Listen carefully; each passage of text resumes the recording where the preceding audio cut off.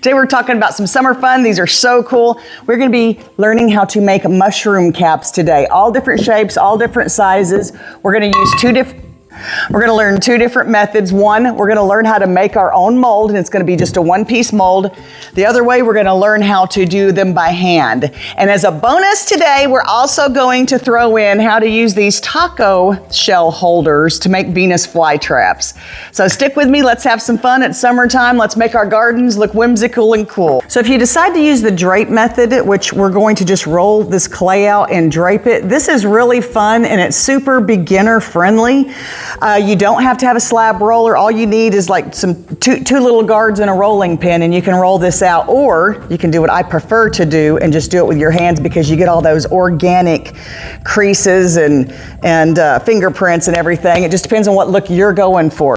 So get your found object. You can actually take a little ceramic mushroom that you find at the store, anything with a dome. You can use a bowl shaped like this, anything like this. It can be plastic, ceramic, it doesn't matter. You can go ahead and carve yourself one, make your mold, and then reverse it. So once you pour it, fire it, then you've got this kind of mold, and you can put it on top, and you can do this over and over. So let's get this the thickness we want it, which is not too thin, because it needs to clang around in the garden a little bit once it's sitting on its stems. We don't want it too thick though, because then we'll have trouble drying it. And the joy about this one is, like I said, this is all skill levels, but I like the way it looks with all the creases. You may not like that, I do. All right, so we're gonna get our poof right here, which you should know, this is cornstarch and a thin t-shirt. Have people put together poofs? Well, my poof don't work. Well, it's gotta be a super thin t-shirt. It's gotta be able to get through there. You don't want one of these thick winter shirts. Okay. Poof everything. If this doesn't work for you, glaze this and use a cooking spray. But we're just gonna do it like this for now. Start at the top, don't stretch it this way or you'll get bad results. So start at the top, push it, press it, and push it into it. You don't want big folds, so don't get carried away and go too fast. All right. Once you got it done, and you got it the way you like it, tip it over, comes right off.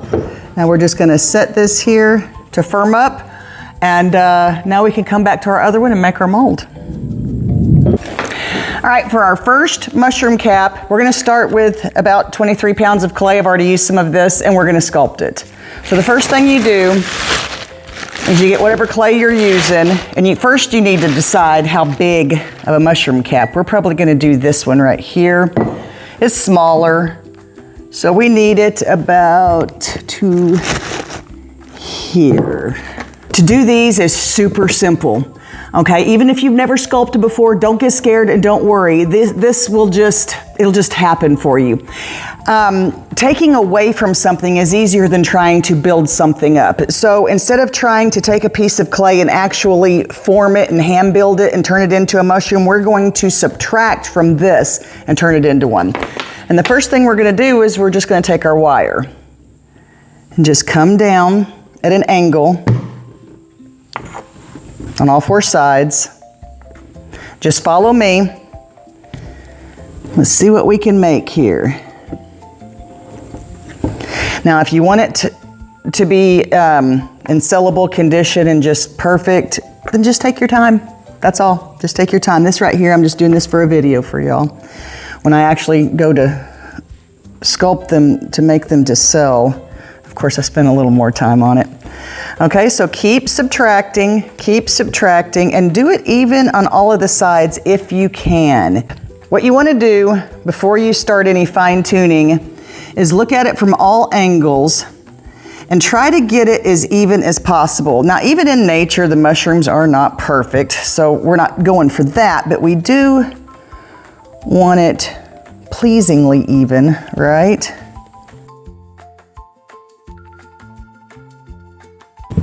Okay, now that you have carved away whatever shape you're going to do, now it's time for the important stuff. It's called undercuts. This is a one-piece mold. We're not going to have a bottom on this one unless you're more advanced and you want to go ahead and do that. but that's not what I'm showing here today. So an undercut is anything that's gonna grab and keep this from falling out.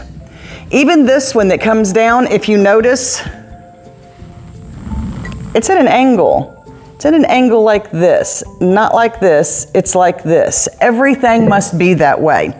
So now that you've gotten your general shape cut out, let's come all the way down and make sure that we have no angles going in, only going out. Should have done this first, but didn't. Okay. So be careful not to take too much off. We're gonna kind of mimic this one, but we're not gonna swoop all the way in like this one. We're gonna come more of an angle in because I want this one to look a little different. So once you get done, it's time to make your frosting mold. Now I've demonstrated this many times on this channel, but I'm gonna go ahead and leave a link in the first comment and just at the end of the video. So when you're done, just click it and you can watch that next. So I'm making the frosting mold here. Just make sure that you tap a bottom onto these or they're not gonna stand up. So once you get everything on there, just tap it lightly and there you go, there's your bottom. So after it's cooled just a little bit, we still want this warm. It can't be cold. We're gonna try to dig out our clay. I made mine really thin, so don't make yours that thin if you can help it. So what I'm gonna do is I'm gonna get a tool and I'm going to dig out some of the clay just to make it have like a thinner wall. And as you can see, it's peeling away from the side now. That's what we want. We don't want to damage our mold because it is still warm. It's not hot or anything, but it's still warm. And you're gonna need it like that. If it's ice cold, you're gonna have a harder time trimming it and fixing it. So now I'm just gonna trim off the excess, which there wasn't much because I made this one entirely too thin, but it's still gonna work. Here's just a little extra I did. I wanted to make a morel mushroom cap, and I wish I'd have looked it up to, you know, to see what they look like. I just did it from memory. But after you pull the clay out, even the small ones, go ahead and trim it up, make it look good, but don't get carried away. Don't trim too much. All right, let's let these dry. Okay, so these have had a few days to sit. They're pretty dry. This is a high fire, thick cake batter slip here. Sure it don't fall over. Okay, so the little one that I didn't really show you I made, it was just kind of a up and down, a gumdrop shape. I'm going to use this for a morel. So yes, you can pour these just like I did this one, or we can take the clay and we can use these molds as press molds, which is what I'm gonna do right here. And we're gonna take these out. This one I already took out and put my little indentions on it. Which one did I use? I think I used this one. And so you basically just come and do like the morel pattern. I'm not making any stems. All of these will have sticks for stems. Well, let's go ahead and put an indent in that. They will have sticks for stems, and the more crooked that the stick and the older the stick, the more awesome this is gonna look. We did this one. Now, as you can see, I forgot about this after I poured it. It got super thick, so I had to kind of scoop some out. And this is the mold that we made, so it absorbed a lot of its body weight.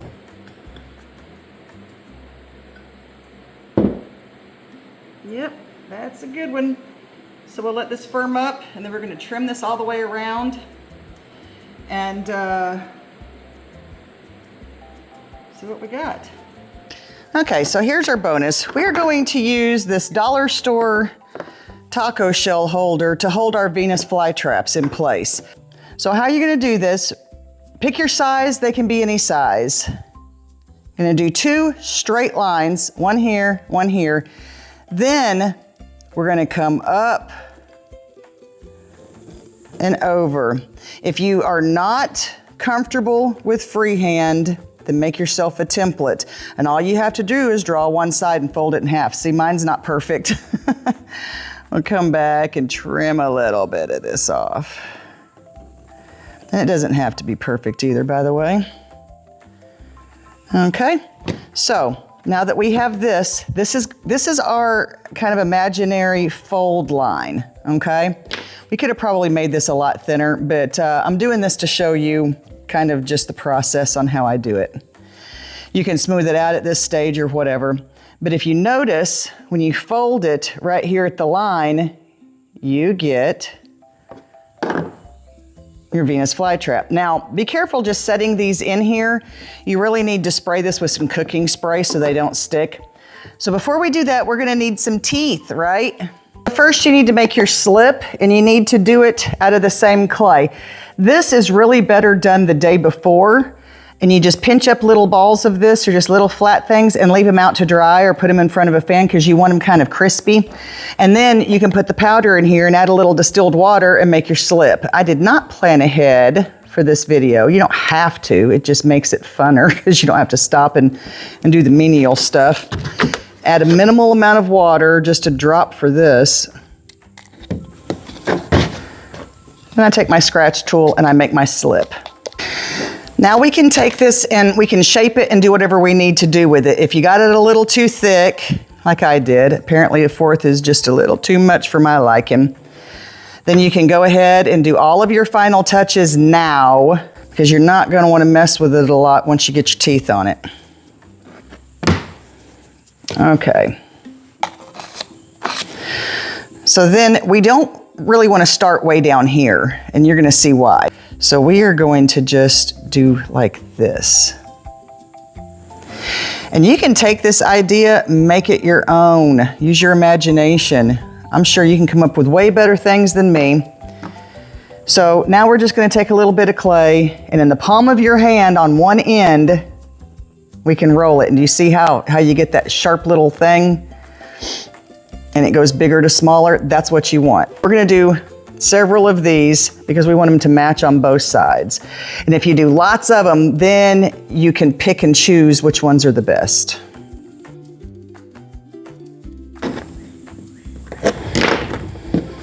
Okay, this looks like a good start for us. So what we want to do is match pairs. So the easiest way to do that is to do fours. So get them the same thickness if we can or close to it. It doesn't have to be, like I said, perfect. Here is 4 pretty good ones. Now I'm just going to line them up and I'm going to trim them. Okay. Now these will get slipped and scored, and we're going to do 2 on either side.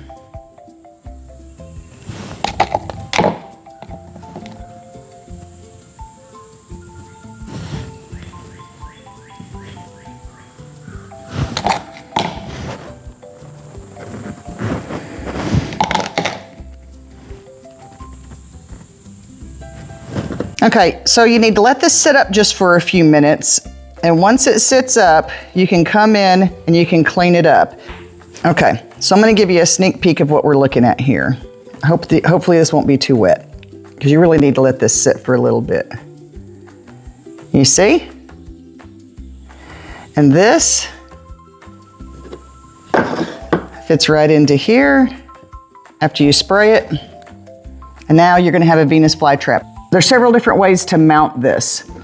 One, we can leave it in here for a little bit until it gets firm. And then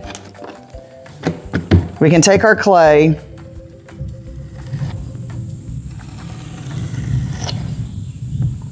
and we can make a circle.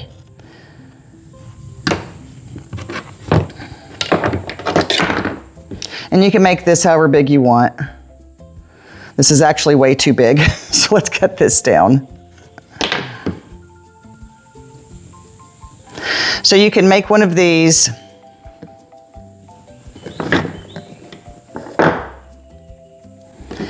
And you can mount it to the back. Now when you do this, you can use anything. You can either do it like this to make them stand up, or you can do it like this to make them on the side. And then you can use a small piece of rebar to put in the garden. You can use just a natural stick like we're going to use for these. You can make a ceramic stick to hold them in there. Really anything you want. Okay, and here's our Venus flytrap. Oh, there's a fly landing on it. You never know what's going to get in the studio. I've got 2 bay doors open, bees, bugs, everything. So I just did like the pink on the inside. You don't have to do that. I just wanted to make it more cartoonish, and the green on the outside and the white teeth, and now I can shove my little bugs in there. This is how it looks up close. Now I left that because I want to try to glue something on here. I don't know what kind of glue would work. That's why I'm experimenting with this, just because I had to make it for y'all anyway. Well, there you go. That's my version of a Venus flytrap anyway. And they're super easy. And you just set them in a taco shell holder. And there you go.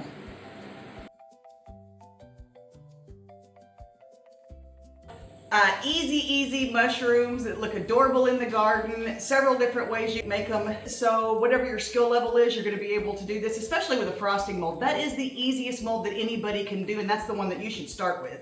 These are good sellers. They're cute in the garden, and Christmas is coming. Everybody likes garden stuff if they have even a resemblance of garden.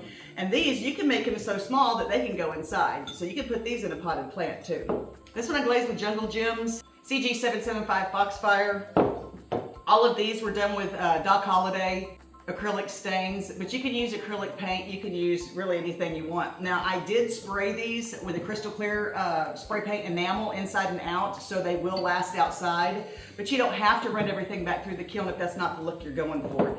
These were just so fun. I guess I'm ready for Halloween. Channeling my inner candy corn on this one. These are incredibly easy to make, and I hope you enjoyed it.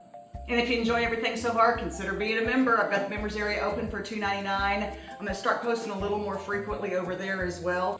Thanks for watching, and I'll see you next time.